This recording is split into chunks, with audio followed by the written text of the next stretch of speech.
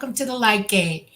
We are coming to you from the beautiful town of New Orleans, Louisiana, at 107.7 FM, and from on the United Public Radio Network.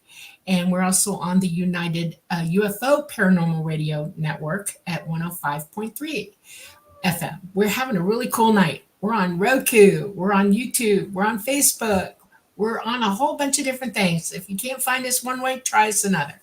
And I just want to hand it over to Preston because I'm very excited about this show tonight. It's really good. Go, Preston. Thanks, Dolly. Hello, everyone. Thanks for joining us tonight on the Light Gate, episode 25. I am your host, Preston Dennett, author, researcher, and my lovely co-host is, of course, experiencer Dolly Safran, subject of the book, Symmetry. We've got an awesome guest tonight, so I'm super excited. And I just want to give a shout out to all you guys in chat. Really appreciate the super chats, you guys. Thanks so much. So, yeah, thank you, Dana Matthews. And oh my goodness, I'm just so grateful. So here's Jenny. Hello, Jenny. And here's Dana. Hello, Dana. Thank you so much for joining us. Scuba Maru and David. You guys are so awesome, always showing up every week. We truly appreciate it. So there's hi to Janice. Hello, Susan. Susan's one of the people who I interviewed. She was a previous guest on the show. Hi, Nancy. Thanks for joining us. Got a nice big crowd today. I'm not surprised. Thank you, Namaste, for the wonderful donation. It really does help quite a bit. And who else do we have here? Louise. Goodness, we've got a lot of people. And Kathleen and Ruth Kleiber. Yeah. Hi, Ruth. And Renee is in here tonight. Christopher, awesome. Oh, Rad Peanut. Hello, Rad Peanut. Thanks for joining us. You guys make this show so much fun. Hi, Michael. Thank you very much. Lunar Dove. Oh, wow. We got a big crowd tonight. I think we've got a really good guest, so maybe that is why. Thank you, Dana, very much for the super chat. Truly appreciated. And again, thank you, Terry D. So let me just get to our guest because I could say hi to you guys all night long, and I will. Kayleen White, hello. Thank you, Jenny, so much. You guys are very kind. But let's just get started because we do have an amazing guest tonight. Someone I've known about for quite a while because doing research in this field, you're going to hear about Steve Boucher, and that is our guest tonight. We're super happy to welcome him to the show. He's an AutoCAD Draftsman who lives in St. Catharines, Ontario. He's also a very accomplished musician, a singer, and a fine artist. Wait till you see some of the drawings he's done of his ETs. They're amazing. Now, Steve has had experiences with non-terrestrial beings since he was just a little baby. Now, most of his experiences were buried in his subconscious mind for many years, but early on, he began to have brief flashes of conscious memory, but only after walking into a bookstore, and instead of buying one of Carlos Castaneda's books, The Eagle's Gift. I love Carlos Castaneda's books, by the way, but I actually got much more shifted into UFOs, and he ended up picking up Budd Hopkins' book, Missing Time, instead. Felt somewhat compelled to, actually, as he writes in his amazing book. So after reading the book, Steve wrote to Budd Hopkins and told him about the memories he was having, because, of course, in the back of the book, Budd invited anyone to write to him.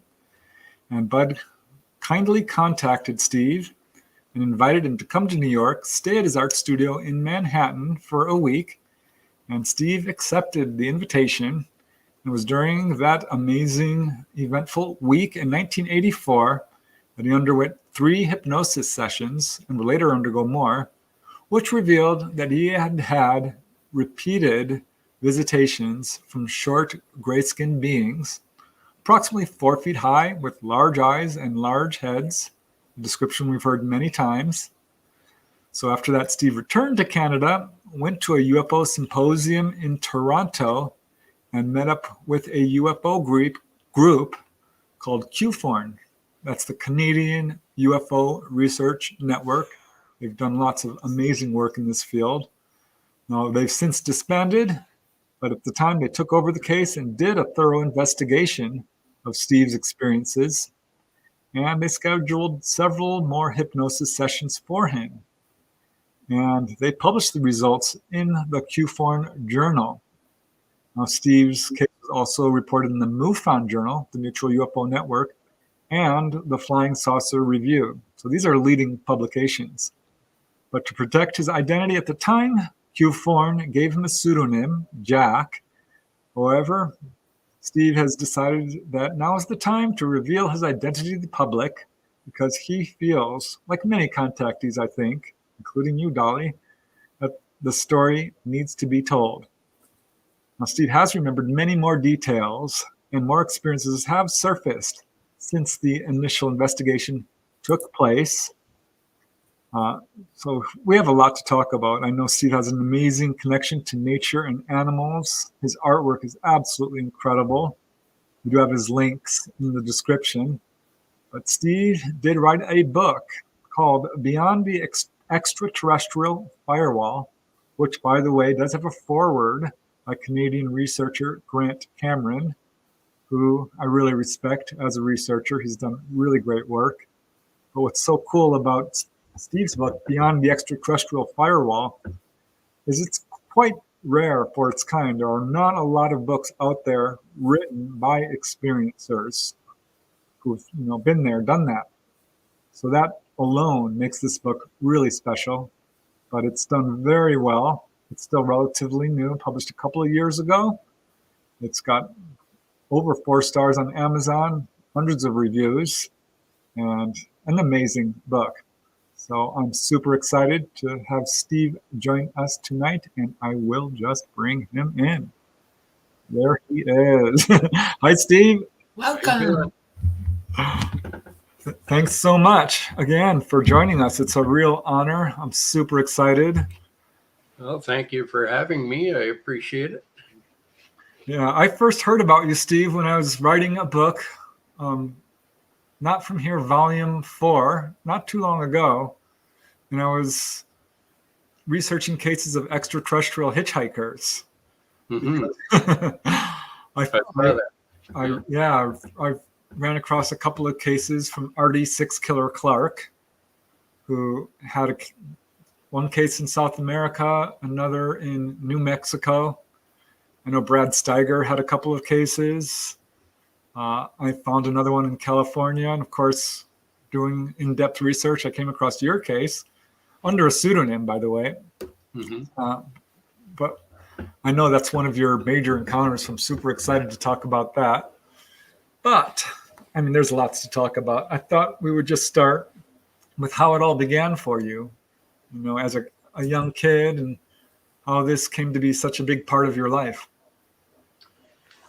Well, there's a couple of places I could begin, but where I first discovered that I was a contactee was when I bought Budd Hopkins' book, Missing Time. And I read the book, and I found that some of the cases in it were triggering some memories in me. And I wasn't sure if they were memories or if this was like a dream. And one of those memories involved my dad, where I had an encounter with my dad.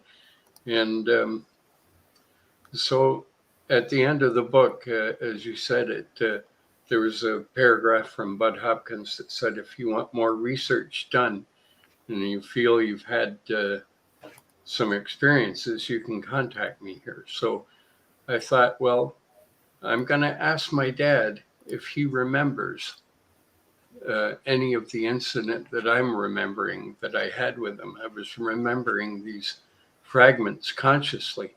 So I thought, if he verifies this and he remembers these things, then I know it's not a dream, and I'll write to Budd Hopkins. And so I went into the living room. My dad was sitting there on the couch reading the paper, and I asked him if we could talk. And he said, yeah. And so I started to describe the experience that I remember having with him. And I guess I was about 4 years old when I had this experience. And my dad and I were coming back from somewhere at night. I'm not sure where we were coming back from. And it was dark, and it was kind of a dirt road or a gravel road, I think. And in those days, the cars used to have like a shelf behind the back seat.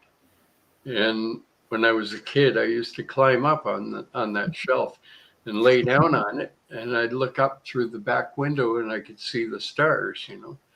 So I was looking up there and watching the stars, and I saw one was moving, and it seemed to be following us. And as I was watching it, I felt like it was trying to communicate with me, and Wow. it was getting closer and getting bigger. And when it finally got so close that I started to wonder about it, and I climbed over into the front seat, and I said to my dad, "What's that light out there?"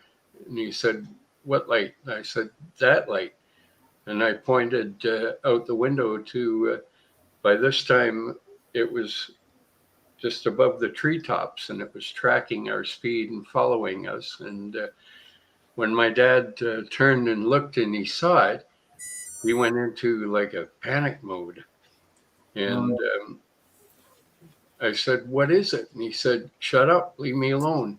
And he was, I could see he was visibly shaken by it, because he normally wouldn't talk to me like that. And so I was sitting there watching, and he had his foot on the accelerator, and he was trying to outrun it, but you can't outrun these beings. Not easily, no. So it shot ahead of us and started coming down in the road in front of us. And we had to stop the car. And he had the headlights on it, but it lit up the whole road. Like, you know, it's almost like daylight. And he managed to gain his composure, and he turned to me and he said, "I don't know what these people want," but he says, "I want you to stay here in the car and don't get out. Don't look over the dashboard. Just stay here and wait for me, and I'll be back as soon as I can get back." And so he got out, and there were two beings that had got out of the craft, and they were standing facing us. And my dad said, "I'm going to go and see what they want." And so he started walking towards them. And the one being that seemed to stand out more than the other, I think he was probably the leader. And so my dad went and he positioned himself in front of this being so that the being couldn't see me in the car. Wow. But the other being had a clear view of me. So, you know, my dad was standing there talking to this gray being. It was a gray being with the large heads and the big black eyes. And to me, it didn't seem that strange, because when you're 4 years old, everything is new to you, you know? And so it didn't bother me that much. And I wondered if I knew these guys, you know, because I don't know if I had a memory of seeing them before, but I had a previous experience with these beings when I was about 2. And so I was looking over the dashboard at them and trying to figure out who they were and if I knew them. And I disobeyed my dad, got out of the car through the driver's side, and I started walking up to him. And he was talking to the being, and he put his hand behind his back like this, and he made this motion, like, get back, you know. And you can get away with a lot when you're only 4 years old, you know. So I came up behind him slowly, and the being that was talking to him just suddenly, he suddenly moved his head like that and looked over my dad's shoulder, and he saw me. And my dad knew he saw me. And I could hear his voice in my head. I couldn't hear him audibly, but I could hear his thoughts. And he was saying to my dad, "You seem to be concerned about the child." And my dad said, "Well, yeah," he said, "that's my son." And kind of laughed sheepishly. He used to do that when he was nervous. And then he turned to me and he said to me, "I told you to stay in the car. Go back and get back in the car and stay there. And I'll be back as soon as I can." And I said, "But I want to see, you know." Sure. And so the being said to my dad, I'm paraphrasing here, but he said, "Would you like my crewmate to take him back to the vehicle for you?" And I don't know if he used that word, but I understood what he meant. And my dad said, "No," he said, "I have to go. My wife is waiting for us at home. She's going to wonder where we are." And he said, "I should get going." And the being looked at the other being and he nodded his head like that. And the other being immediately came over and took me by the hand and walked me back to the car. And my dad was just standing there kind of dumbfounded in the road watching this. And I could see he wasn't comfortable with this idea at all. But anyway, the being brought me back to the car, and I got in, and he got in with me and sat in the driver's seat. And he started talking to me telepathically, and I glanced through the front window, and I noticed that my dad and the other being had disappeared. So I assumed that they went inside the ship, you know. And so this being that was sitting with me, he put his hands on the steering wheel and he said, "What does this do?" And I said, "Well, that makes the car go this way or that way, whichever way you turn it." And then he looked down at the floor at the pedals and he said, "What do these do?" And I said, "Well, one makes it stop and the other one makes it go." And he kept asking me about the car, all these questions about, and he noticed the radio. And so he pointed to the radio and he said, "What is that?"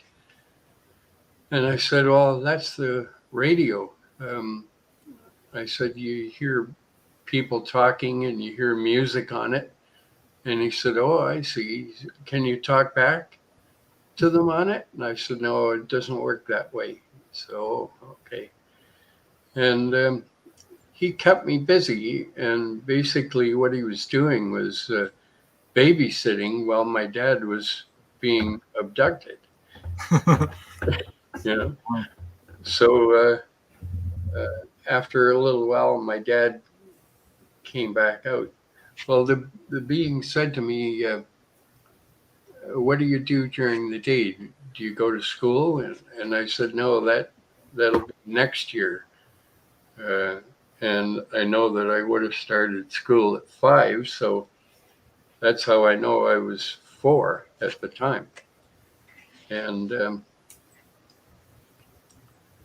so my dad came back. He got out of the ship with the other being, and they were talking in the road. And I was enjoying the company of this gray that was sitting in the car with me because he was paying attention to me. And for a 4-year-old, that's important, you know.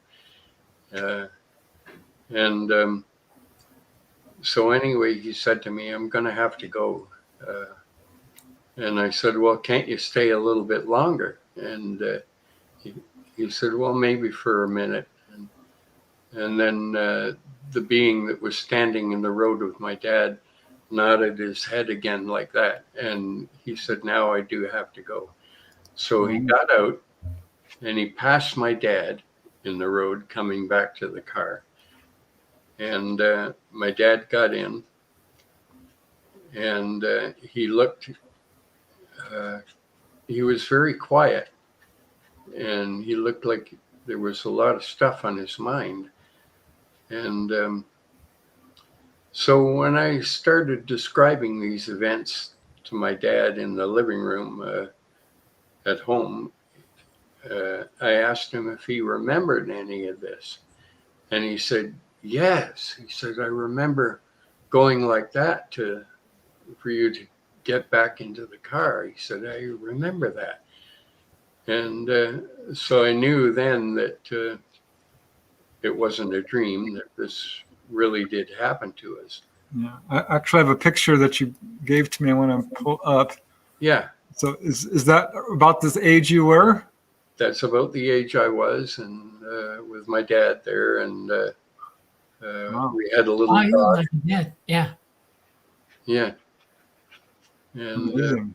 So did he ever tell you what he remembered, or did he just remember part of it, or? well, he remembered everything I told him up to that point, but there's something he didn't remember, is that once we started the car and the ship moved off, we could see it going over the trees and it was leaving, and the car started and we started to go home. And then a second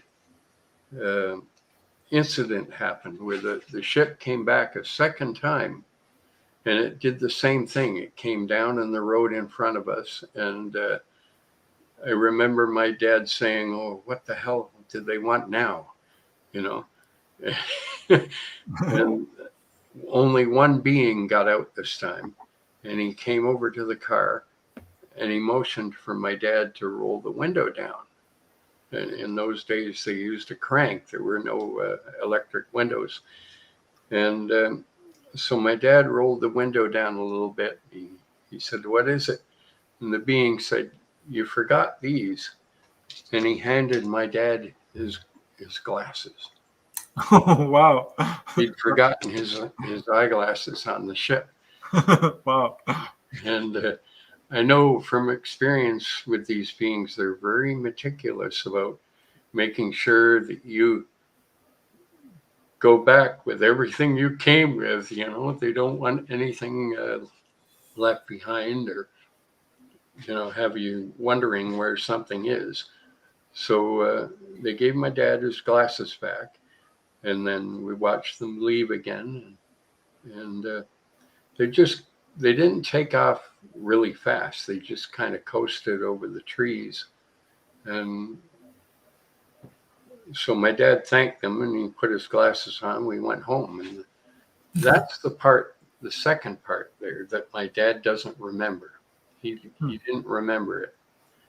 And when CUFORN worked on my case, I told them about this, and they came and interviewed my dad, and they used to come on the weekends and visit with me and with my dad. Talk to him. So anyway, that was one of the incidents I had when I was a child. I won't go into the earlier ones right now. That experience, is that something you always remembered, or was that something that came back to you as an adult? That came back to me as an adult. Oh, wow. All right. It was a conscious recollection, and it was triggered by Budd's book, Missing Time. That's what made me remember it. Amazing. And it came back in fragments. So anyway, when I went to see Budd Hopkins, he answered my letter, and he called the house, and he got my mother on the phone, and he told her who he was and everything. And when she told me Budd Hopkins is on the phone, I almost fell off my chair because I didn't expect him to call me personally. I thought he was going to maybe get someone else to do it, you know. And so I talked to him on the phone, and he wanted me to come to Manhattan to his studio there. He said, I strongly suspect that you and your father have had a UFO encounter. And he said, I was wondering if you could both come to Manhattan. And I asked my dad, and he said, no, I can't go. He said, I have to work. But I had a vacation coming up from my job. And so my mother agreed that it was okay if I go. And so I went, and I took what they called the sky bus. It was a smaller plane, kind of like I think it was a DC-10 or something smaller than the normal passenger jets. And I met a guy at the airport there. His name was Ted Boucher, and he was one of Budd's best friends. And I know about Ted. He's done amazing work. yeah, he wrote a book with Isabel Davis about the Hopkinsville incident called Incident at Kelly. Yep. And I've got it. yeah, anyway, so he was holding up a bristleboard sign that said Budd Hopkins on it. So that's how I recognized him. And I went up to him, and he took me to Budd Hopkins' studio in Manhattan. He has an art studio there. He was an internationally famous artist. And the studio was fully equipped like an apartment. It had a bedroom and a kitchenette. And the rest of it was pretty much open space with a lot of Budd's paintings hanging on the wall. And the lady that used to do his hypnosis sessions for him, that did the ones in his book, Missing Time, her name was Dr. Aphrodite Clamar.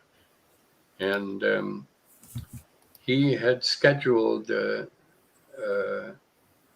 couple of hypnosis sessions with her. He scheduled 3. And he scheduled me to go and see a behavioral therapist that was also working on some of his cases, but she didn't know what we had in common.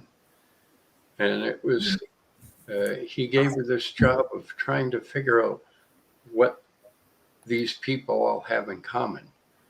And he was bringing her abductees, and he didn't tell her and what we were. And so anyway, yeah, that's Budd Hopkins on the left and Ted Boucher on the right. That's in Budd's studio, and you can see some of his kind of abstract paintings on the wall behind him.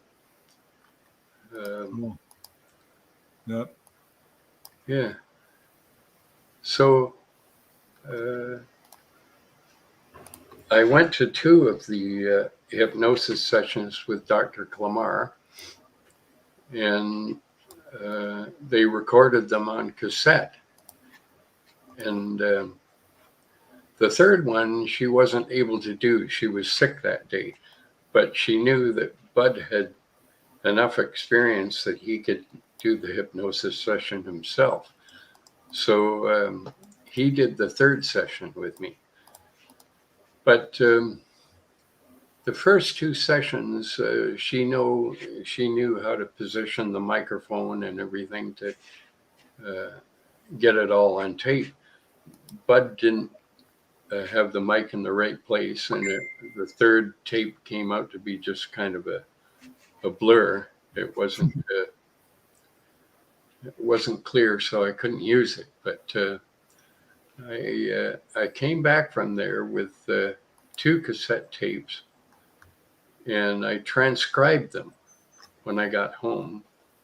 I wrote it all down, and the transcriptions of those tapes are in my book. And I'm glad I did that. I'm glad I had the foresight to do that, because the tapes vanished. I have no idea where they went. And that's weird. I've heard that before. Yeah. So anyway, CUFORN, the Canadian UFO Research Network, took over my case after that. They're based in Toronto, and there was a UFO Symposium going on in Toronto at the time with a lot of guest speakers, and one of them was J. Allen Hynek, and I was standing about 20 feet away from him, and I wish now, I'm kicking myself that I didn't go and shake his hand and introduce myself, but he was standing here talking to somebody else, and he had the pipe with him, you know, that pipe he used to smoke all the time. So anyway, they CUFORN fixed me up with a hypnotist in Toronto who took over my case, and she didn't really understand what she was doing. She'd never worked with an abductee before. She's only worked with people that were trying to quit smoking or lose weight, you know. So she didn't really know what to do with me, you know. And Harry Tokars, one of the members of CUFORN, he suggested that she call Dr. Leo Sprinkle at the University of Wyoming. And he's worked with hundreds of cases of abductees and contactees. So she phoned him, and we were all sitting there in the office at the time, and he basically walked her through it. Because they wanted to take me into a deeper state of hypnosis than she normally deals with. Like, he wanted her to take me into what they call the somnambulistic state. I guess it's a deeper form of hypnosis. And she was kind of afraid to go there, because most hypnotists don't like to work in that state, because weird things happen. So anyway, he talked her through it, and she did it. And she brought me into this somnambulistic state, and I started recalling a lot of incidents that had happened to me up to that point. And one of them, the one that I'm most known for, is the one I call the van incident, but it involved a band that I was in when I was about 17 or 18. Okay, now before we get to that one, Yeah. I'm wondering, what is it like to go under hypnosis? Because there's a lot of controversy surrounding it, and was it just? I mean, how was it for you? Did you? I was quite comfortable with it. It's more like just a deep state of relaxation, and you're just listening to this person talking to you in a low voice, you know. Actually, I have a picture of you coming out of hypnosis right here. Yeah, that's what I looked like back then. Yeah, you still look great. Well, anyway. So before you get to that other experience, because you had an experience at age 2, you said? Yes, I had one at age 2. That was the first one that I remember. I'm curious about that one. Okay. Well, I had this little cart that my mother used to put me in when I was 2. It was like a little metal cart. They weren't made of plastic like they are now. Back then they were made of metal, and they had it had a metal tray on the front of it. And A Taylor tot. yeah, I had one. It's called Taylor tots. yeah. Okay.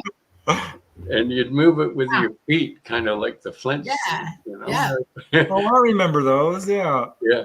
And it had wheels on it. And Yeah. my mother used to put me in this thing out in the backyard. And she always told me, stay around here. Don't go on the road. Don't go in front of the building. Just stay here where I can see you. And I had my puppy with me, sitting beside me. I don't know if I sent you a picture of that. I think there might be one. I don't think I have it. No? Check. No. Okay. Well, anyway, it's in my book. And I was out on this little cart, or Taylor tot, you call it? Yep. Yeah. It starts out as a stroller, and Yeah. then they take the thing off it, and it becomes what you push it around Yeah. with your feet. Yeah, Taylor tot. I have pictures of me in one. Yeah. So anyway, I was out in the backyard on this thing, and I heard my voice, or I heard my name being called. And I looked around, I couldn't see anybody around, and I said, who is this? And they said, look at the bushes. Do you see the bushes? And I said, yeah. And they said, we're on the other side of the bushes, and we want you to come over here. And so I was used to just being on this gravel road, and I wasn't used to going across the grass, but I managed to make my way across there. And I came around the corner, and hiding behind the bushes, there was a saucer-shaped craft sitting on the ground again. And there were 2 beings there. And one of them called me by name. He said, Stevie, we've been waiting for you. And he came over to me and picked me up and lifted me out of this little stroller I was in. And they brought me onto the ship. And once they had me on the ship, the other being laid down on like a gurney sort of thing, and they laid me on a gurney kind of thing. And I think they attached wires to me. It's hard to remember because I was only 2, but I think they had me wired up, and they gave me an implant. Yeah. Wow. Where was it? Where was the implant? Well, I'm not really sure, but I had one behind my left ear. Yeah. You're left-handed, right? Yeah. Yep. Why do they put them behind the left ear, Dolly? Seems Well, to be they're a common supposed to put place. it behind the right ear if you're left-handed, but they never really realize we're left-handed until they realize we're left-handed, and they automatically put it behind the left ear. And they'll switch it later on when they realize that you're a lefty, because it's too easy for me to manipulate it and pull it out, which I did to mine. So yeah. I'm just Yeah. curious because I often hear people saying they get them in their ear. Right behind the back of your ear. Yeah. Mm. Right in the fold of it where it comes into your head. Well, Wow. this implant, I don't know if they gave me 1 or they gave me 2. But after they'd done that, well, they said, I said, what are you doing? And they said, well, he said, my friend here is going to get part of you, and you're going to get part of him. Oh, wow.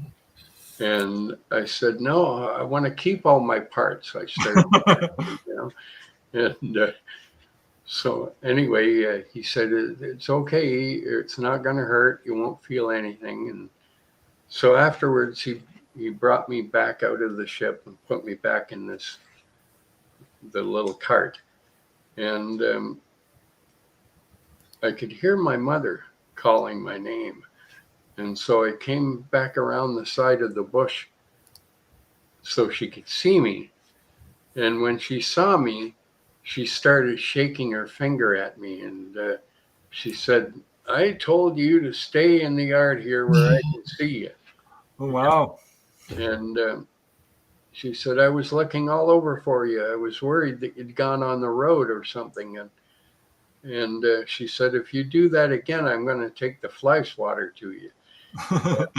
I was terrified of the dreaded fly swatter. They used, she used to whack me with this thing when I misbehaved, and it Oh, my stuck. goodness. Oh, And, no. so Yeah. anyway, she So picked me you up. were actually missing then for a period of time there.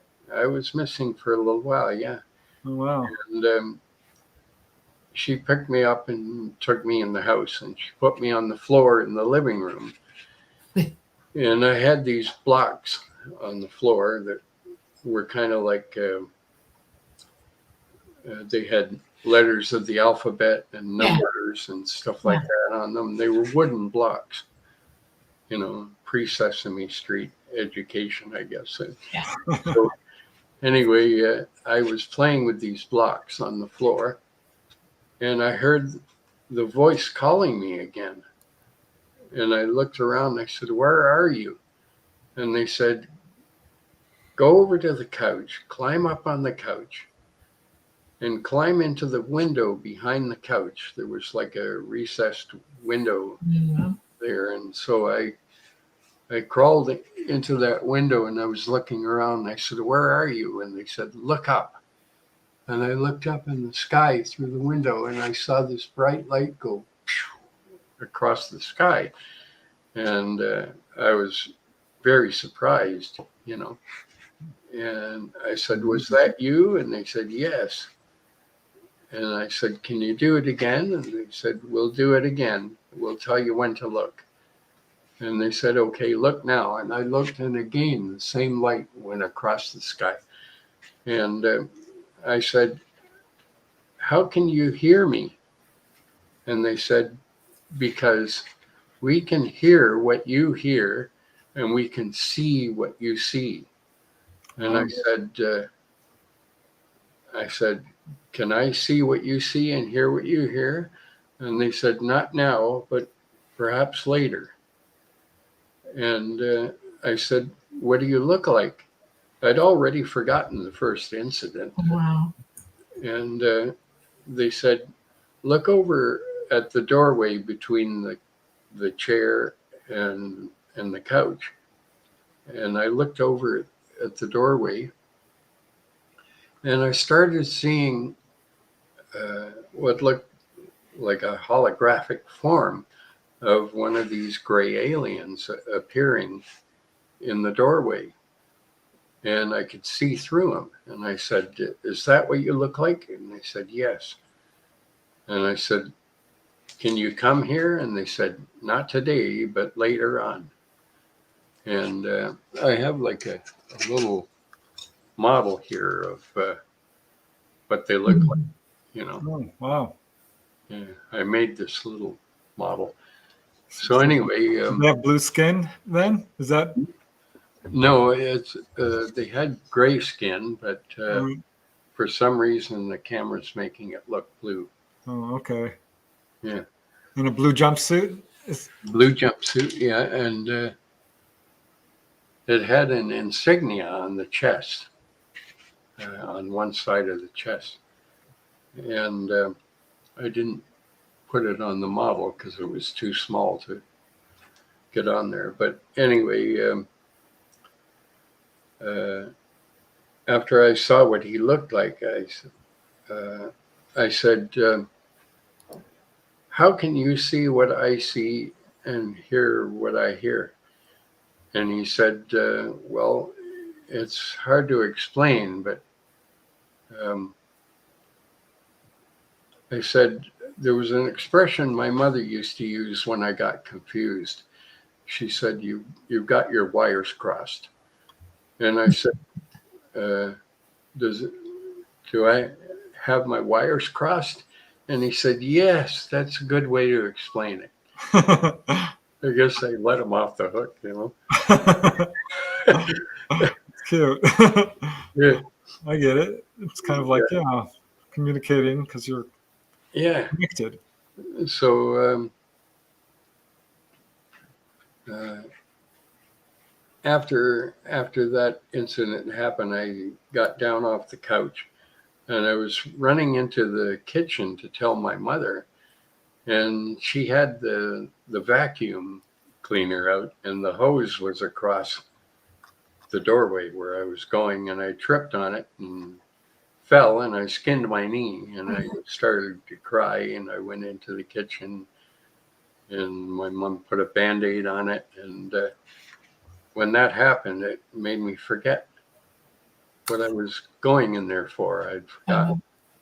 Oh, wow. Because, yeah, someone's in chat saying, imagine trying to explain to your mom you were missing because you were on a UFO. Yeah.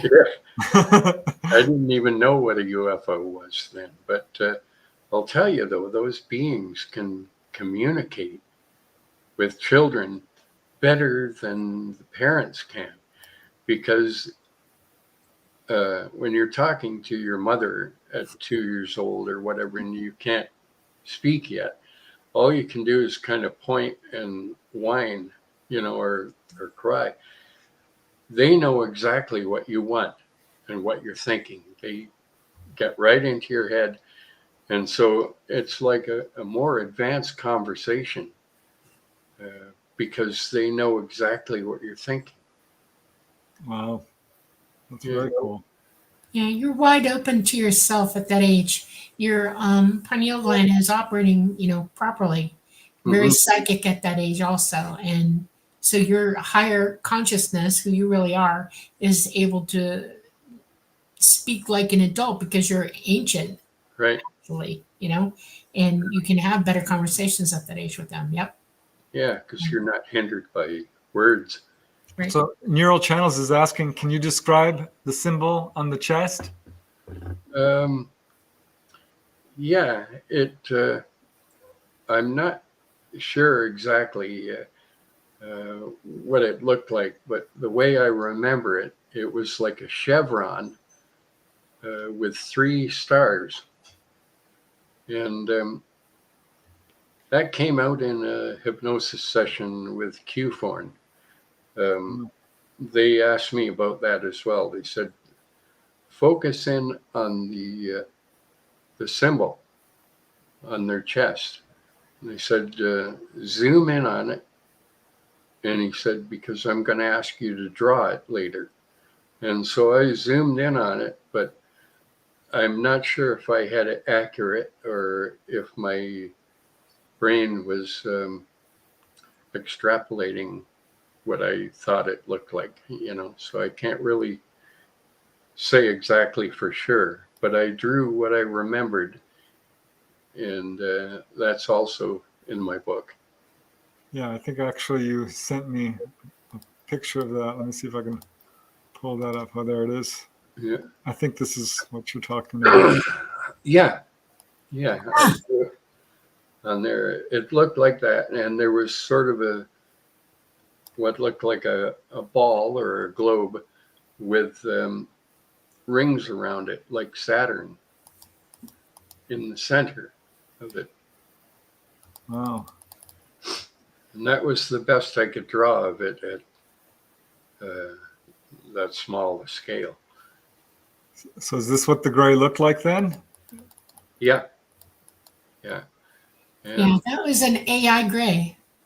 Later on, yeah, AIs. They're on autonomous individual. They're biological AI. In other words, they're not human like you and I, or biological. They don't have sentience as a being like we do. We have a spirit. They have none, and they're the workers for them. And the outfit that you're describing denotes it. That's AI.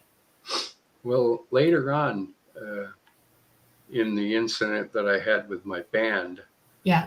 I felt that these beings were had spirits. They had a soul, and I don't know if that's How what they tall were, was he? or if they were real Yeah. human beings. But If he was under 3 feet, in other words, they average about 3 feet tall or under. They're very slender, very skinny, like that. You're drawing him perfectly. yeah, That's AI. okay, Anything over 3 feet is a real gray, and Mhm. they can range from 5 feet, and the taller grays go over 6 feet, sometimes 7.5, 8 feet tall. oh, So, okay. yeah. So anyway, in the interest of time, I should probably go into the experience with my band. Yeah, I'm super I curious looked about for that one. Yeah, yeah. So I was about 17. I know I was underage and we were playing in the bars and they never questioned me, The other guys were older than I was. Uh, yeah, that's my band. It was called Harmony Grove. Um, Where did you guy, in Canada? yeah, the guy Okay. in the middle there replaced our bass player. He's not one of the ones that had the experience with us. The bass player left, and this guy replaced him. And I'm on the left there, wearing the satin shirt, Yeah. and I'm a little bit chubby there. Yeah. But anyway, this is a picture of a picture, so that's why it's a little bit distorted. All right. Yeah. The guitarist, which is the guy on the far right, um, he passed away a while ago. I'm sorry. And the only one still alive is the drummer, which is sitting in front there. Wow. Yeah. So anyway, we were playing at a bar in Niagara-on-the-Lake called the American Hotel. And we'd just finished a gig, and it was late. It was around 1:30 or so. We were packing up our stuff. And the drummer, I'll call him Sam, he came over to us when we were packing our stuff up, and he said, a friend of mine has invited us to a party in Vineland, I believe it was. Jordan or Vineland, they're very close together. And he said he was hoping we could go there and maybe play one set. But if you guys are too tired, I understand. He said, how do you feel about that? We said, yeah, okay, we'll go. And we were all hyped up, ready to go. So we drove to Vineland, and the guitarist's girlfriend knew the woman that had this house. And so we went there, and we decided to play one set for them. And there was one of those telescopic pole lamps was in the living room, and we had to take it down to put the drums in that spot.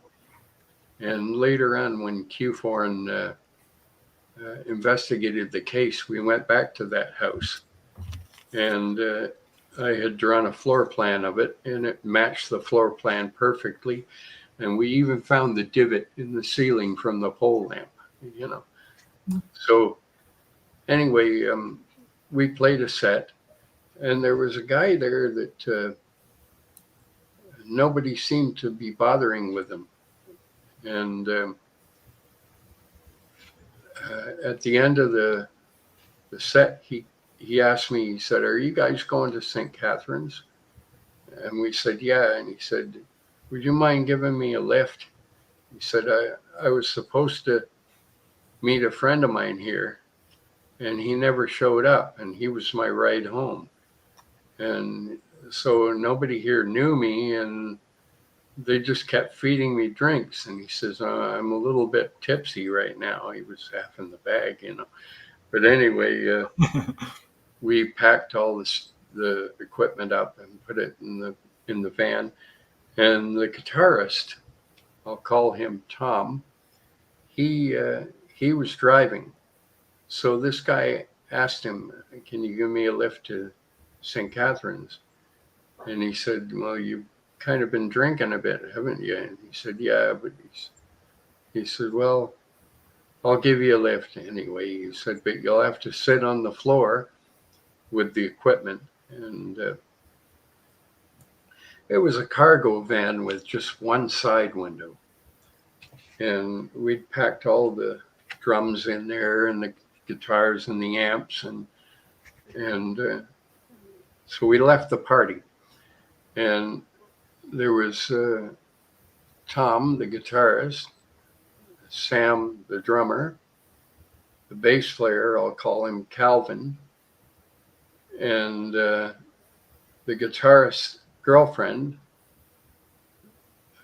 I'll call her Anne Marie, and the hitchhiker, and myself. And we were all packed into the van there, driving to St. Catharines. And we went to get onto the Queen Elizabeth Highway, but the gate was closed, so we couldn't get on there. And we thought, well, no problem. We'll just take the service road down to the next junction and we'll get on it there. And so that's what we planned. And when we started going down the service road, all of a sudden, we were talking in the back of the van, and the hitchhiker, I found out later his name was Alex, and he was trying to pick up Anne Marie. Excuse me. He was trying to pick up Anne Marie, but she was dating the guitarist, you know. And all of a sudden, the guitarist, he stopped the van. And we said, why are you stopping? And he says, well, you better take a look at this because you're not going to believe me. So we looked over the seat, and in the parking lot of a restaurant that it's now called the Lake House, it's been through several owners. In this big expanse of the parking lot, there was a saucer-shaped craft sitting on the ground, and it had lights around it. There was red lights around the perimeter, and it had recessed portholes above that, also going around the perimeter. And on the bottom, it had what looked like little searchlights, different colored searchlights, panning back and forth over the parking lot. And we were a bit of a ways away from it. And he said, what do you think? And I said, it looks like maybe it's a prop for a movie. And we were trying to come up with ideas of what this thing was. And the drummer said, well, why would they be making a movie at 4 a.m? Because by this time it was about 4 o'clock in the morning. And so the guitarist says, well, I don't know about you guys, but I don't want to go by that thing. So he said, I think I'll turn around and we'll take the back road home instead of the highway. And so we all agreed that we thought that was a better idea. And so anyway, he started turning into the parking lot to turn the van around. And suddenly the van started moving, and he wasn't driving it. I said, I thought you were going to turn around. He said, well, look, he said, I've got the wheel cranked over as far as it'll go, and we're not turning. And I said, well, put the brake on. He says, I'm trying. He said, I've been pumping the brake and nothing's happening. And at that point, I realized that I couldn't feel the little bumps in the road that you'd normally feel when you're driving. So we were raised above the ground, maybe just a few inches or so, but we levitated above the ground, and we were moving toward this thing at a pretty fast speed. And we were approaching it so fast that I was bracing for impact because I thought we were going to hit it. And when we got up to about 30 feet of the craft, from the craft, we came back to rest on the road, but the van wouldn't start. And we're all sitting there panicking, and everybody's talking all at once, and we're yelling and we're panicking. And so the drummer, he was sitting in the passenger seat. He suddenly became the voice of reason. And he turned around and he said, everybody just shut up. He said, if we stay low, we don't say anything, we don't talk, we stay quiet, stay low, maybe they'll leave us alone. And so that was the only plan we had. And so we decided to do that. So we're sitting very quietly in the back, and I was terrified. Everybody was terrified because we didn't know what was happening to us. And Steve, I have to interrupt you for just a second. I'm so sorry, but we need to take a very quick station break. Sure. So hold on while I just shout out some call signs. Okay. I want to let everyone know that you're watching The Light Gate. I'm your host, Preston Dennett. My lovely co-host is Dolly Safran. Our guest tonight is Steve Boucher, and we are very happy to be streaming live on the United Public Radio Network at 107.7 FM in the beautiful city of New Orleans. Also the UFO Paranormal Radio Network at 105.3. We are also very happy to be on Roku as well, YouTube, and Facebook. And this is episode 25, so we're finally getting our sea legs with this show. And yeah, super excited to have you on, Steve. And so sorry to interrupt because this is, I know, going to be an amazing story. But you were describing how you're all sitting there laying low, and trying to keep calm. And then I heard the drummer said, "Oh no!" And I said, "What is it?" He said, "They're getting out." And I said, "I want to see." And he said, "No, stay low in the back." And I said, "What do they look like?" And he said, "They're just little guys." And I said, "Little guys?" And I was afraid we were going to get into a skirmish with these beings. So I grabbed the mic stand for to use as a weapon if they happen to get in. And that's basically what they look like.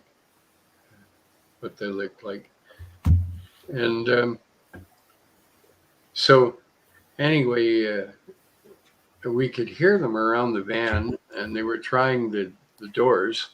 We could hear them trying the doors. And one of them went by the one window that we had in the back, and I saw the side of his head, and because their eyes kind of curve up around the sides of their head, they've got a greater peripheral vision than we do. And so as he went by, he was looking into the van, and it surprised me. And I said, "Did you see that?" And everybody went, "Shh." And I said, "Yeah, but did you see that?" And Anne-Marie said, "Yes, I saw it." And so the hitchhiker, he was sitting in the corner in the back of the van, and he's just suddenly started looking around at us. And then he reached over and he opened the back door of the van and pushed the door open.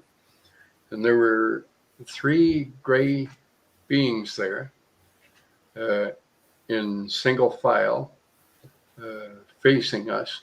And one of them came right up into the van.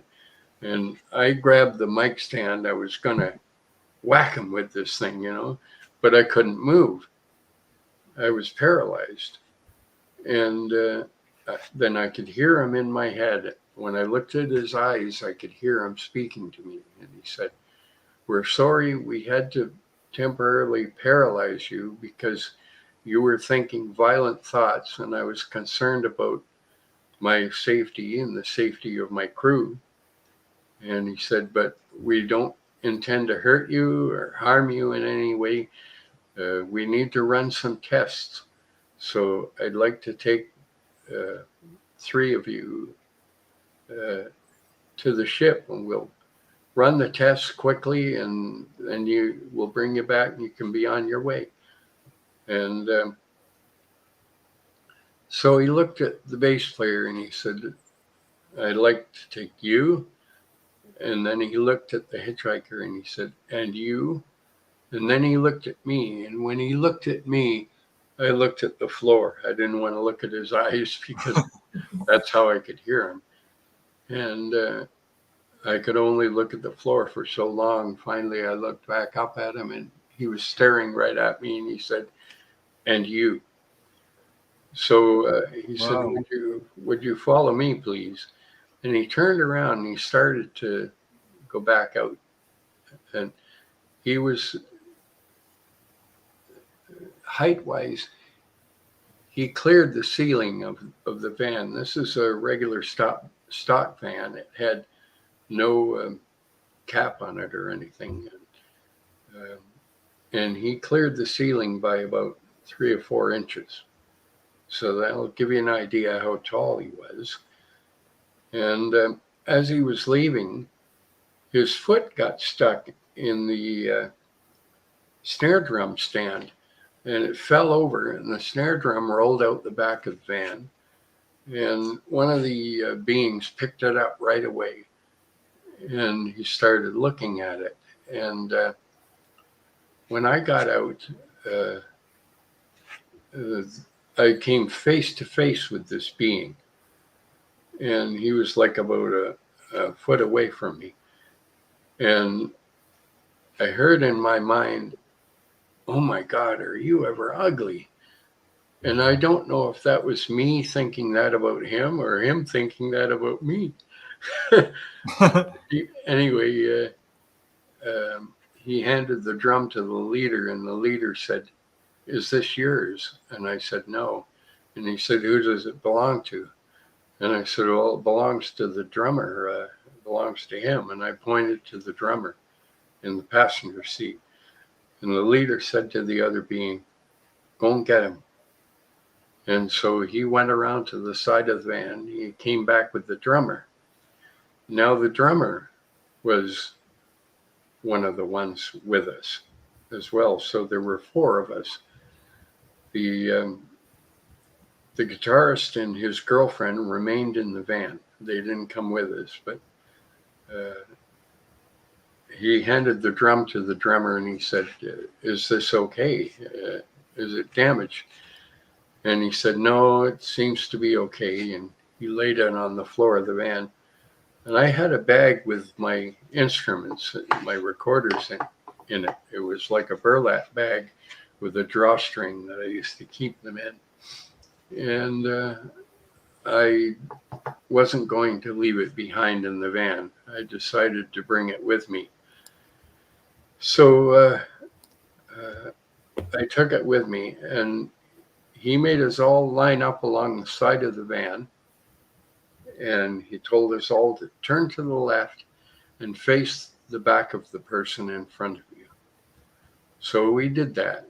And there were 4 of us, and one of the beings, the leader, went into the front, and the other 2, I guess, were in behind us.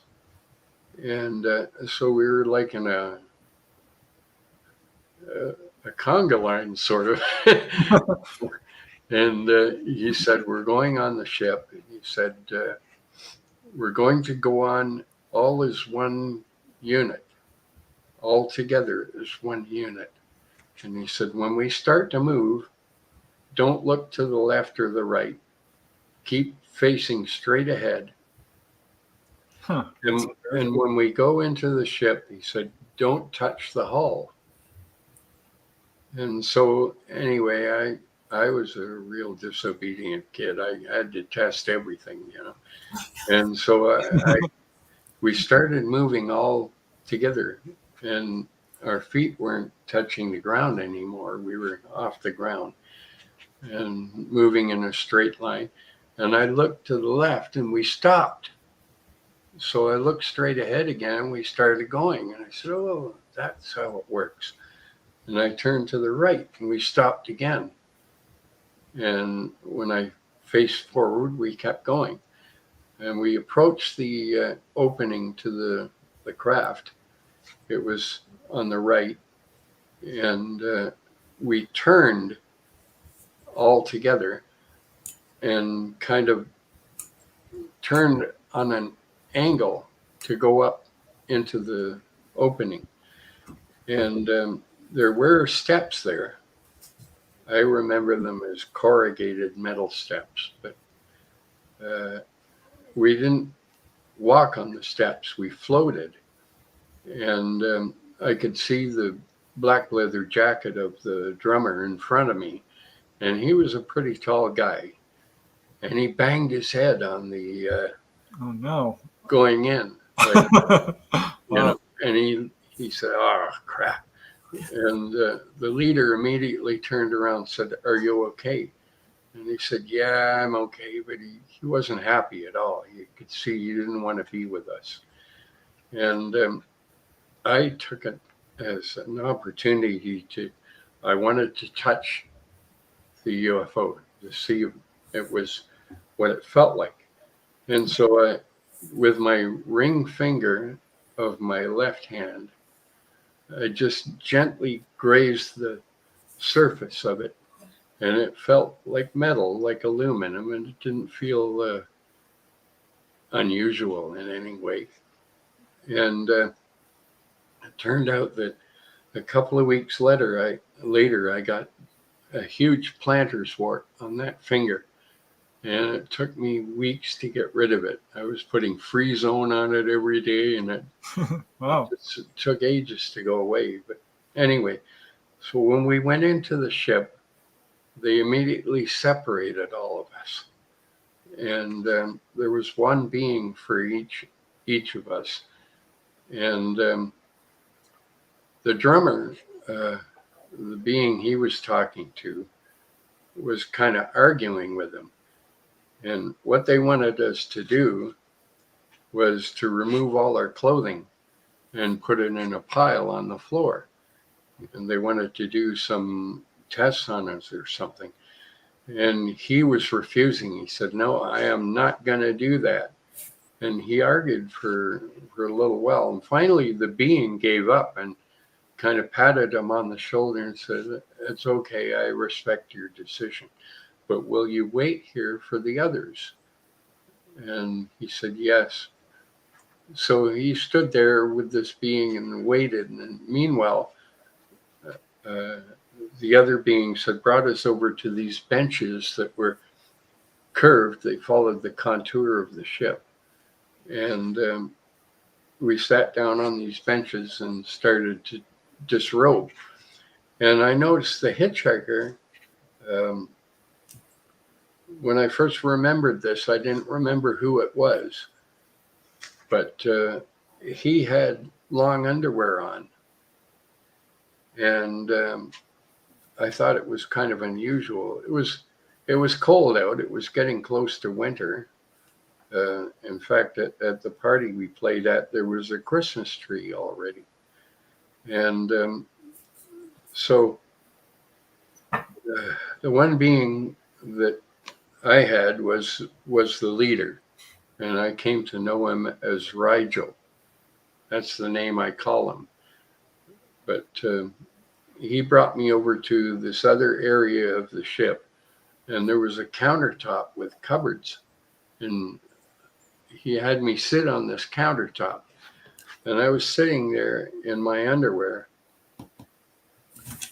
And he went over to talk to one of the other beings that had a metallic tray, and there was something on it wrapped in a towel, and he unrolled the towel, and there was all these instruments that looked like dental instruments or surgical instruments on it.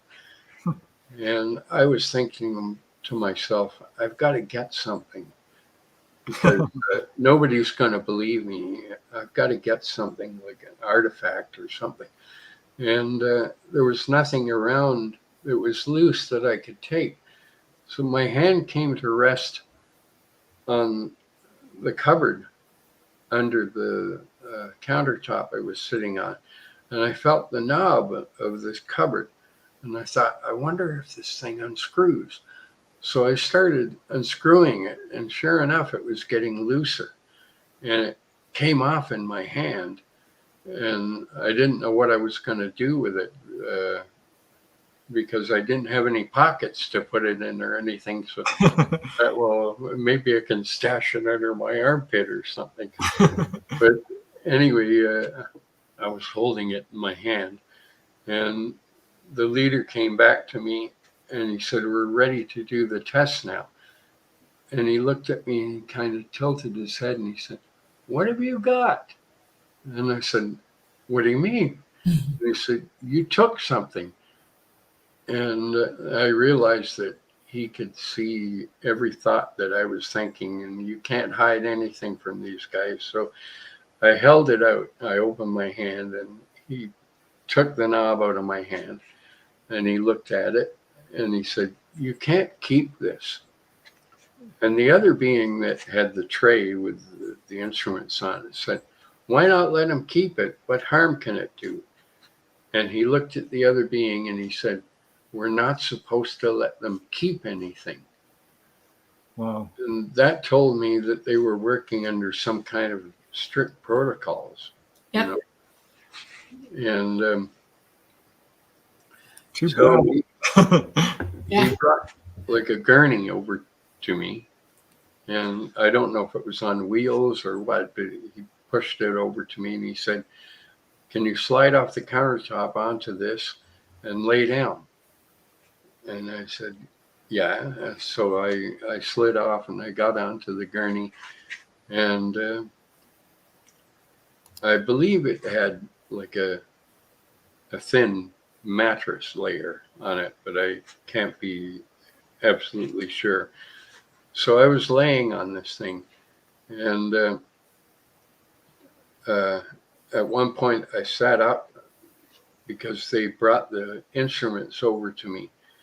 And there was one instrument in particular that looked strange to me. It was kind of rectangular shaped and black.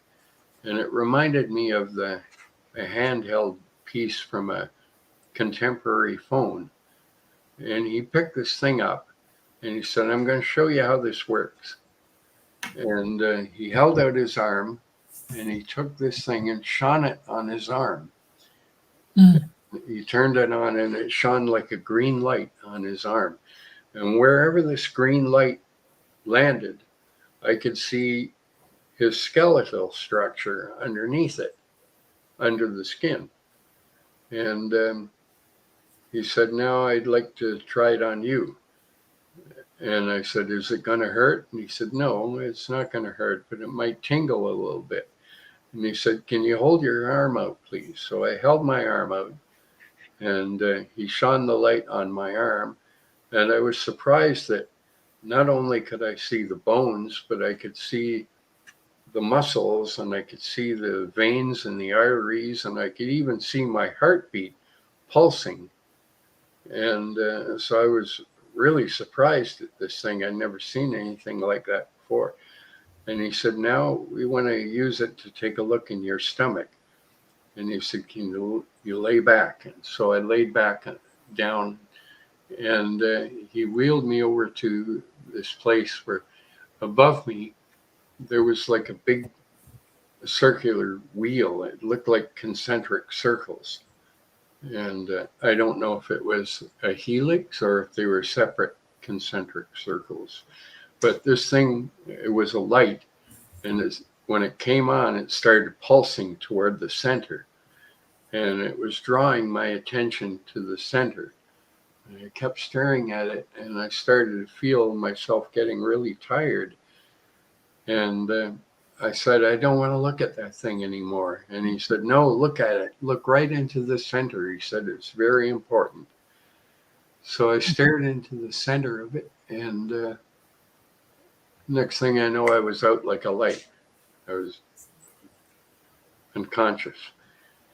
And when I woke up again, I don't know how long I was out, but they were rolling up the instruments in the towel. And he said, I'm going to take you back to the bench and you can put your clothes on, and we're done with the testing. So I went back to the bench and I started putting my clothes on. I had my bag of recorders and sitting on top, and him and the other being came over to us while we were getting dressed, and the drummer was still standing at the doorway with the other being, fully clothed. And so he said, we have a few minutes now. If there's any questions you want to ask us, now is the time. And so I started thinking, gee, what am I going to ask them? And one of the guys asked, where are you from? And he said, do you know the stars at all? And we said, well, not really. And he showed us the star map on the wall. And he said, well, it probably won't mean anything to you, but we're from this area here. And I can't be sure, but I think he was pointing to the constellation of Orion, and specifically the three stars on the belt of Orion. Wow, that's coincides with Dolly's story as well. That's Yeah. interesting. I hear that a lot. So, yeah, I'm sorry. Go on. This is fascinating. So the next guy, the bass player, he said, do you have any bases around here?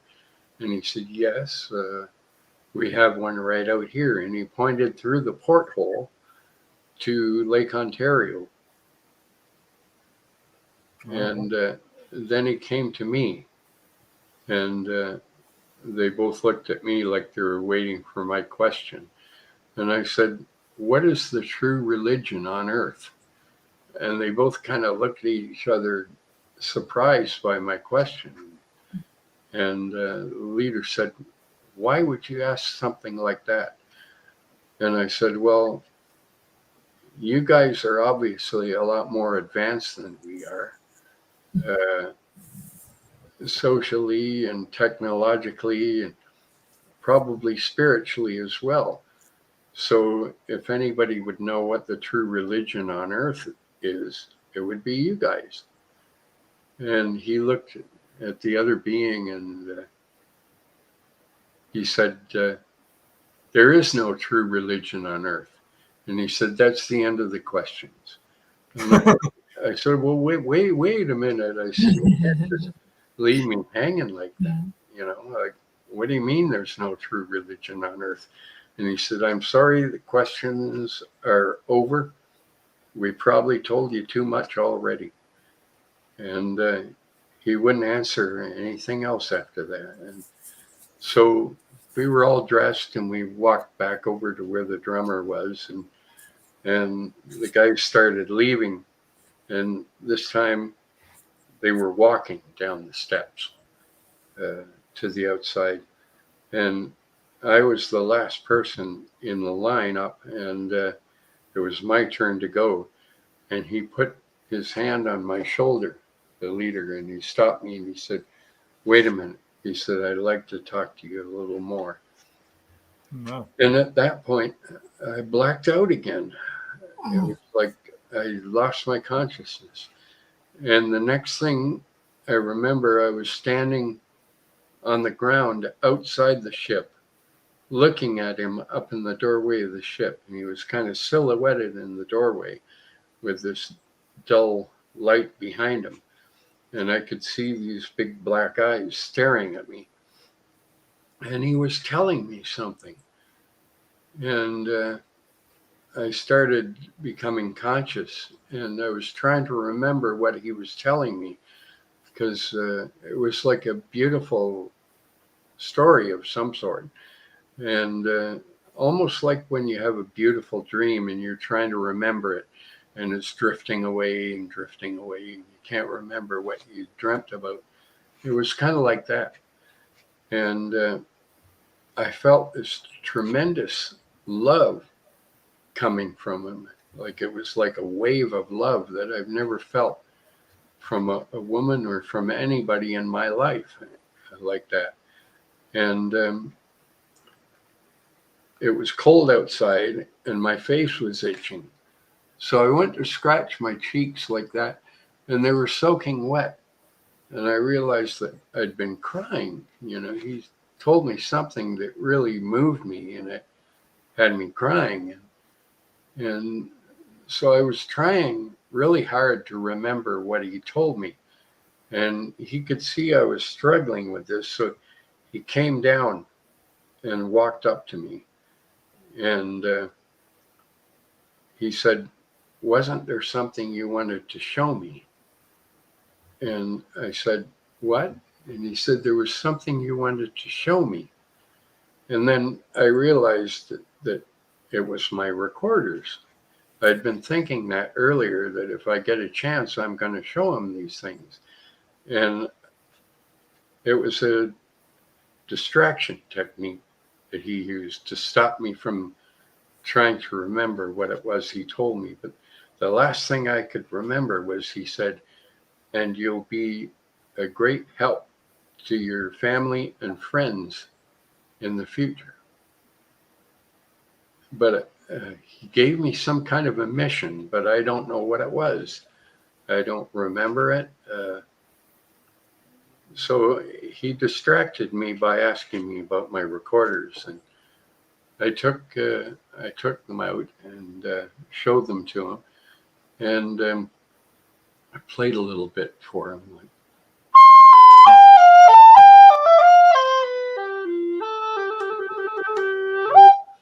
And then I handed it to him, and he took it, and he did something really strange that I never expected him to do. I thought he was going to hold it up to his mouth to try to play it. And it was headed that way, but instead of putting it in his mouth, he held it up to his nostrils, and he blew into it, and he got a sound out of it. And I thought, that's really weird. Why would he do that? Why wouldn't he put it to his mouth to play? And I found out later on from the guys in CUFORN, when they worked on my case, they had shown me a manual that they had of alien autopsy. And it was of these gray aliens. And it was written by Dr. Leonard Stringfield. And it said that they found out that this being didn't have any digestive system like we had. The mouth was basically a pocket that stopped here. And they had one organ that did the job of the liver and the lungs and the heart. And the mouth wasn't connected. They had no digestive system like we know. So they couldn't breathe through their mouth. They could only breathe through their nose. And that explained to me why he held the recorder up to his nostrils instead of his mouth. Yeah, you're describing perfectly an AI. They're absolutely AI. They're biological, and that's how they operate. And That's perfect description of them. Yeah. So anyway, I decided to give him one of the small recorders, like the kind that the kids play. You know, it was a soprano. Yeah, and I just decided to give it to him. Yeah. And I said, "Would you like this as a souvenir?" And I held it out to him, and he took it out of my hand, and he said, "What is the souvenir?" And I said, "Something to remember me by. It's a gift." And he said, "That would be fine." And he put it on his belt, and it just stuck there, like it was magnetized, but there's no metal in it. And I couldn't understand why it was sticking to his belt. And I started thinking to myself, gee, I hope I can get another one of those little recorders, because I really like the sound of it. And immediately he took it off his belt and said, "Would you like it back?" And he handed it back to me. And I said, no. I said, "You keep it." I said, "I want you to have it." He said, "Okay." And he put it back on his belt. But I realized then again, he was reading my mind. He could tell exactly what I was thinking. And he said to me, actually, it's probably in some alien museum somewhere up in some other. No, the pilot of the craft probably took it. Yeah. I'm not kidding. Well, anyway, he said, "Would you like me to take you back to your vehicle?" Yeah. And I said, "No, that's okay." I said, "Am I going to see you again?" He said, "Oh, yes, you'll see us again." And so I walked away from him, and I felt like I belonged with them. It was a really strange emotion I was feeling. So I went back to the van, and the back doors were open. And I climbed in. And as I was climbing in, I noticed everybody inside was like frozen in what looked like a state of suspended animation. And as soon as I climbed in, they all came to life immediately. And the drummer was saying something. He said, "We've all agreed on something." And he said, "We need you to agree to this too." And I said, "What's that?" He said, "We are not going to tell anybody about what happened here." And I said, "No way, no way." I said, "People have got to know this stuff is going on." And he said, "No, we are not going to tell anybody. And if you tell anybody, we're just going to deny it, and you'll look like a fool." And I was really unhappy. I was angry at them for taking that stand, you know. And I noticed something else. The hitchhiker wasn't there. Yeah, I'm curious about this part. Yeah, he disappeared. And I was wondering where he was. I thought, it's a cold night, and that's a long walk to St. Catharines from here, So I was kind of worried about him. And anyway, we closed the doors and we left and started heading back to St. Catharines. And all the way there, I kept hearing them in my head going, "You're going to forget this. You're going to forget all about this." And I was having a mental argument with them in the back of the van. Going, "No, I am not going to forget this. I'm going to remember this all my life." And when they got me home,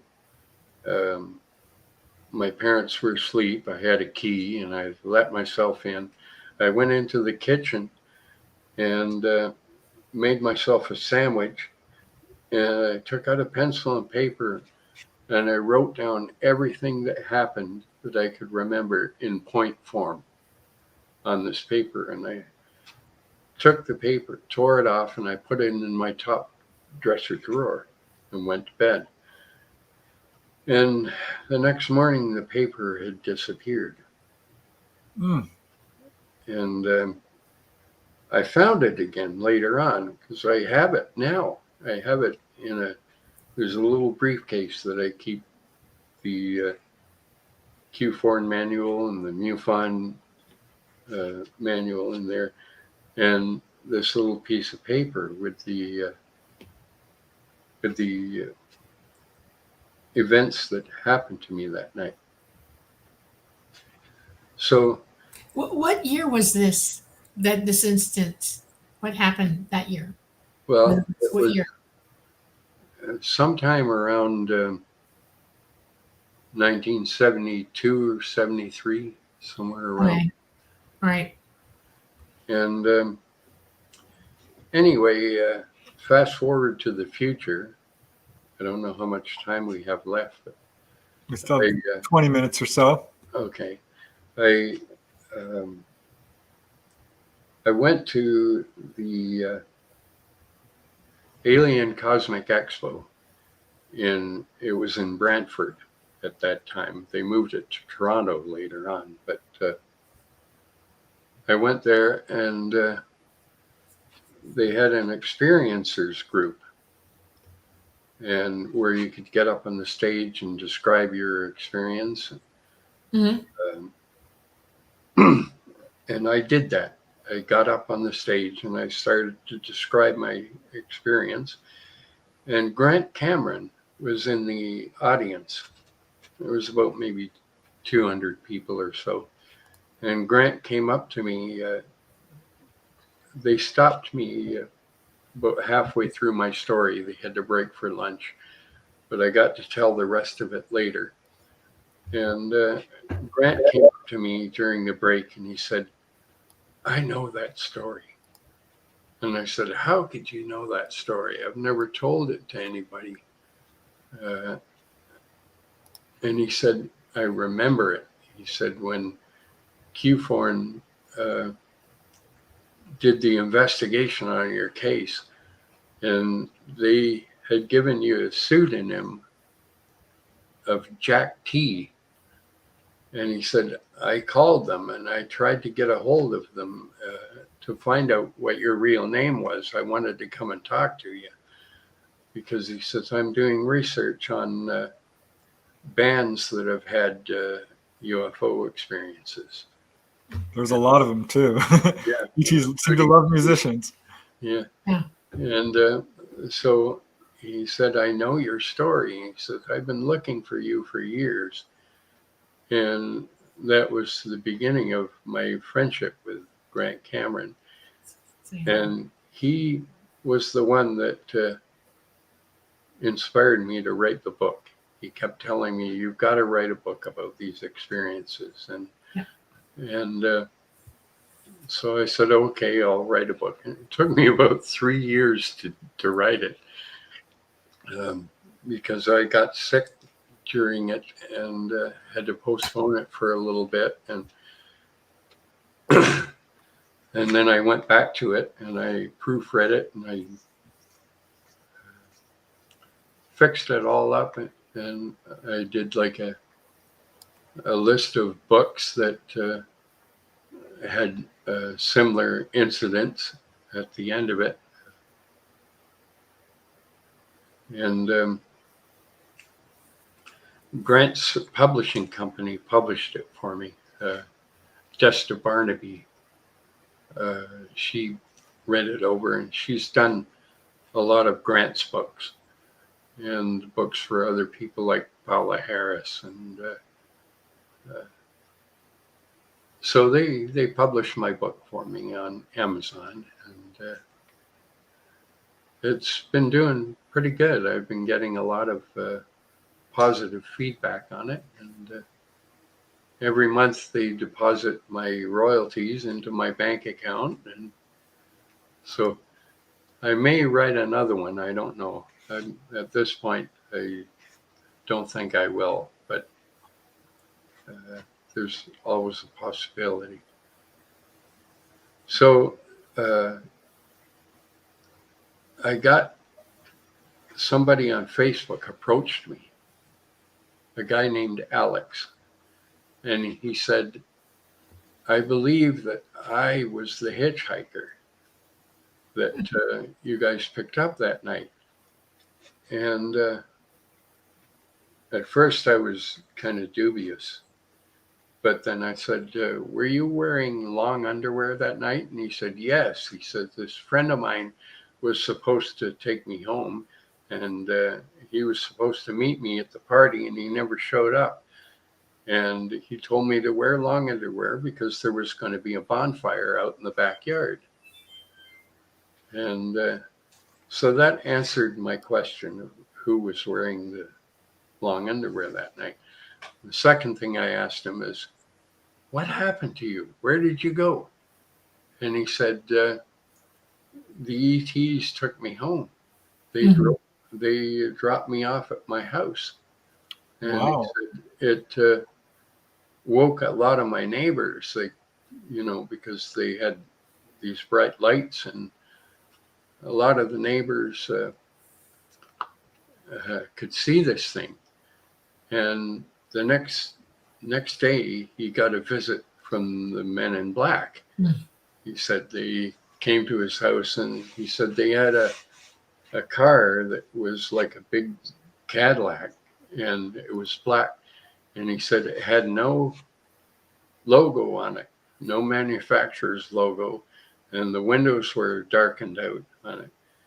And they threatened him and his dad because his dad had been telling everybody, oh, my son was abducted by a UFO and all this. And so they told them to shut up about it. Don't talk about it. And he's had other experiences as well. So when he contacted me on Facebook,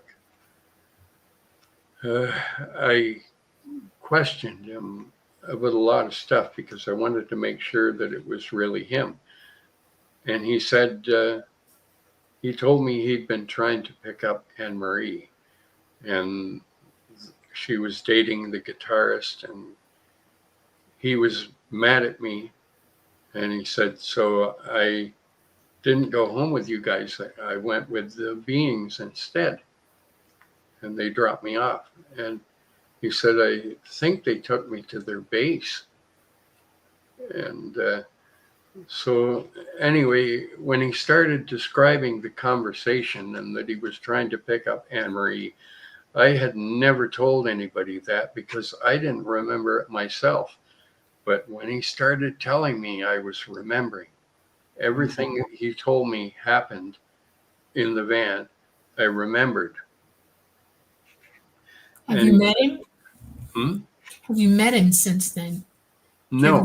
Talk to him face to face. He wouldn't meet me. I tried to get him to meet me. In fact, I was hoping I could get him to come on a podcast with Grant Cameron and explain what happened, because he was the only viable source that could back up my story, and he disappeared. But when I had these conversations with him on Facebook, I created a Word file and I copied and pasted all the dialogue of our conversations in this Word file. And I'm so glad I did that now, because I had a feeling he was going to disappear. And when I looked for him again, there were several blank profiles with that name, no picture, no wall, no comments, no friends list, nothing. It was just a profile made with that name, and it had the typical Facebook icon for a male. That's all. And I never got a hold of him again. I tried and tried, couldn't find him. Sometimes people work for the government and they're contactees, and they get in a lot of trouble for that. Yeah, I figured maybe there was an NDE involved, like a non-disclosure agreement. NDA, yeah. And the other thing I kind of wondered about is maybe he worked in the underground tunnels. There's a whole world down there under the surface of the earth, and these tunnels, and there are underground cities and things like that, from what I'm learning about. Yep. but he never contacted me again. So that was the end of that. Mhm. Well, here's a question I'd like to pop up from one of the people in chat, which I'm also curious about regarding your father. This is from Janice. She's asking, what's your dad's occupation? And he had experiences before when he was young, because this is something that is often generational. I Sometimes, believe that it was generational. I believe he had other experiences, but he wouldn't talk to me about it. But I know he had some other experiences that he wasn't telling me about. He was a millwright by trade. Started out as a welder, and then he got his millwright ticket. He worked on machinery. And when I asked him one day if he remembers what they showed him on the ship, he said, they showed me a bunch of images of inventions throughout history, of old inventions coming up to new technology. And he said it was like a history lesson of all the wow, inventions. That's And I fascinating. think they picked him specifically for that reason, because he was into mechanical things and he was a millwright, you know. Cool. That's one of the things I noticed, because I was doing analysis of who's getting contacted, and there are a lot of musicians and artists, inventors as well, environmentalists, social workers, human rights activists, people who are doing good work. Yeah. So, well, a lot of left-handed people are creative people. They're artists. Very much so. Yeah. We use a different that way. Yeah. Different half of the brain than other people use. So Christopher Harmon is asking, did you ever put on any albums of your music? Well, I did a CD of my own music, but it never went anywhere. I probably got a couple of copies of it kicking around here somewhere, but I never got it published by a regular publisher. And also, I've had a couple of different bands since then, and we've done covers of other people's material. What type of music do you personally like to play? I like all kinds of music. I like meditation music. I listen to that a lot. I like a lot of bands like I was big on Genesis. I went Supertramp, Foreigner, you know. A lot of these bands I saw when I was younger. April Wine. But I've played with pianists. The recorder goes well with piano. And I played with guitarists, a lot of different guitarists. The disadvantage to playing a recorder is that they don't play chords. They can only play melodies. Melodies, yeah.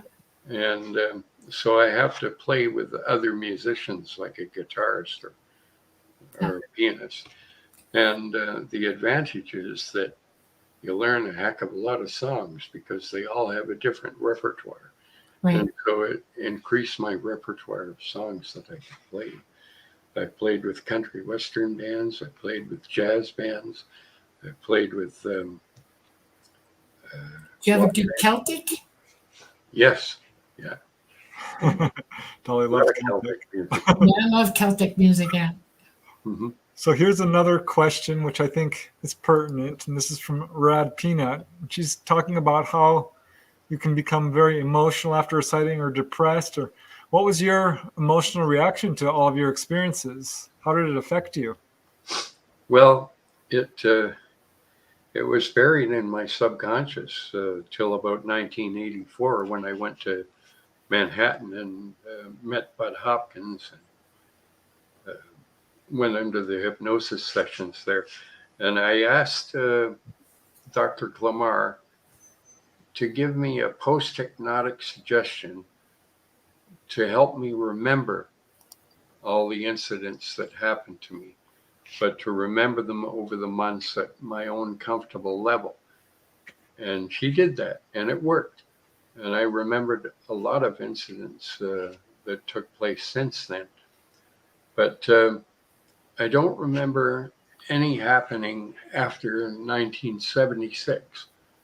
That's not to say that they didn't happen. It just means I didn't remember them. One thing Budd Hopkins told me was once your case is investigated, they stop coming around, you know. And he didn't seem to know why, but he said once your case is investigated, they don't come around anymore. And I think that's probably because they like to work on a clandestine level with your subconscious. And they'll work with your conscious mind as well, but they make you forget that. They push it into the subconscious. Well, I have a serious question to ask you then. Since you've come out and you're out there and you're using your real name and you've written a book, do you feel like, because you made the statement before that you have a mission or something that you were supposed to be doing? Do you think maybe you're following that now? Yeah, well, that brings up the question from Garrow, and thank you for the really generous super chat. He says, in your book, you discuss the mission. Can you talk more about this? Well, I believe writing the book was part of the mission, but I also think that there's,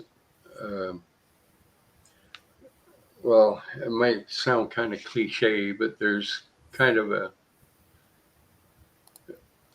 starseed light worker kind of mission where I'm here to help Earth ascend to the next level and to help people to find themselves spiritually, Wake up, right? Wow. Yeah.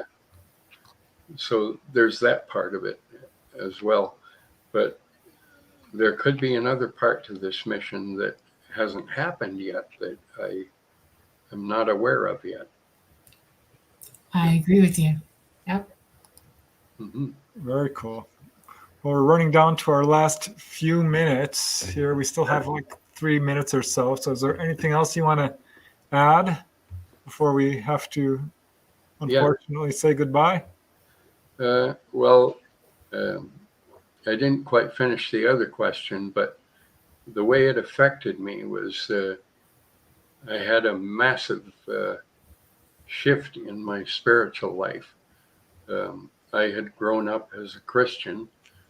I left the church, and I study a lot of the ancient records, and like the Enuma Elish, the Astrahasis, the Gnostic material. I read a lot of these books, and Me too. I'm right there with you. yeah, and it has improved my spiritual life tremendously. And I don't follow any religion anymore. Now I believe in unity consciousness, that we're all connected, that we're all one. And I have a question for you then. You just led me right to Make it. it quick, Dolly. We're in our last minute. No, get ready. Have you ever heard them say, you are us, we are you, we are one? there's a phrase that sticks in my mind. We are all one in the one that is all. There you go. Close enough. Wow. That's it. Definitely. Yeah. Well, So listen. I have a group on Facebook that you can contact me there. It's named after my book. It's called Beyond the Extraterrestrial Firewall. And my book is available on Amazon. I had a website, but I got rid of it. I'm going to eventually start a new one. Awesome. Do that soon. I have a feeling it's going to uptick on you. Yeah. And with that note, I'm going to say goodnight to everybody. This has been the Light Gate. We love you. We're definitely going to be asking you to come back again and talk with us because there's a lot more to uncover here. And we were coming to you tonight from the beautiful city of New Orleans at the United Public Radio Network at 107.7 FM and the UFO Paranormal Radio Network at 105.3 FM. Everybody have a great week. We'll see you next Monday. Keep smiling and be happy. Night, night. Bye now.